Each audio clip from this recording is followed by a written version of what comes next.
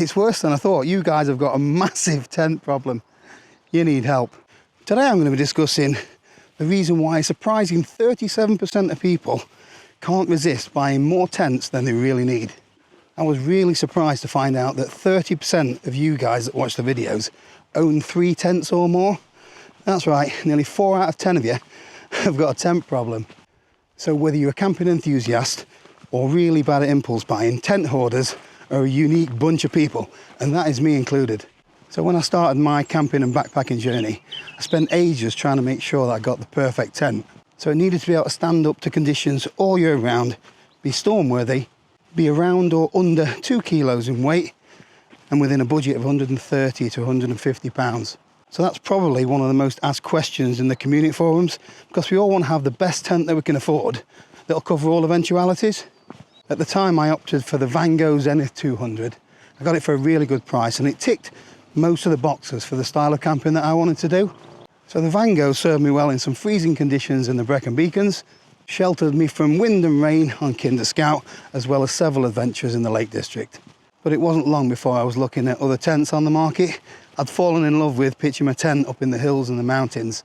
I wanted to upgrade some of my gear, lighten the load in my pack for the longer hikes. I also wanted to test myself in some more challenging conditions, and I soon realised that there wasn't that one tent that covered all situations. So bringing it back to more recent times, over the last month or so, I've been sent a few different tents to try out, all of them very different and designed for different camping situations.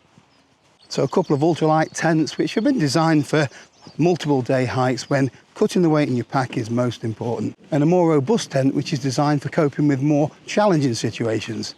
But the stronger and more durable materials are heavier, so they're less suited for hiking over longer distances. So all of the tents received quite a lot of feedback in the comments, and some of it was quite critical, stating that each tent wasn't suitable for a certain style of camping.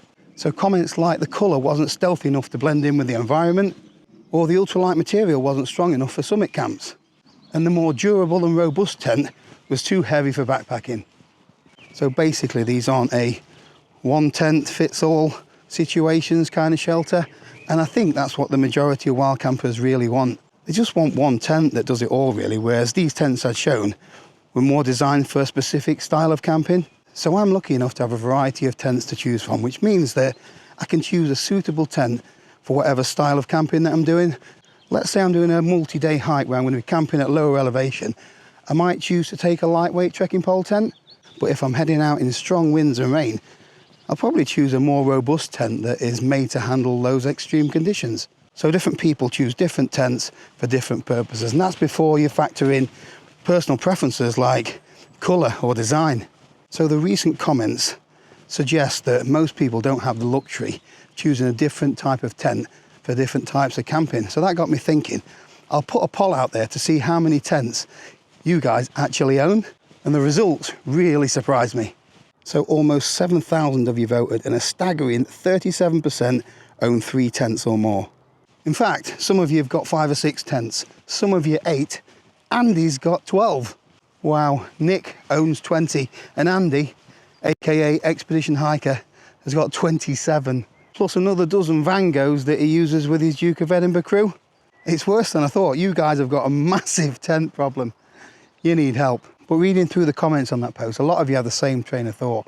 Some tents do a specific style of camping better than others. So owning a few different types of tent will give you a few more options when it comes to whatever style of camping you're doing. For example, if you're car camping, you don't have to worry about how heavy your tent is. If you're doing a multi-day hike, you may want to take your lightweight trekking pole tent. And when winter comes around, you could dig out your 4-season tent.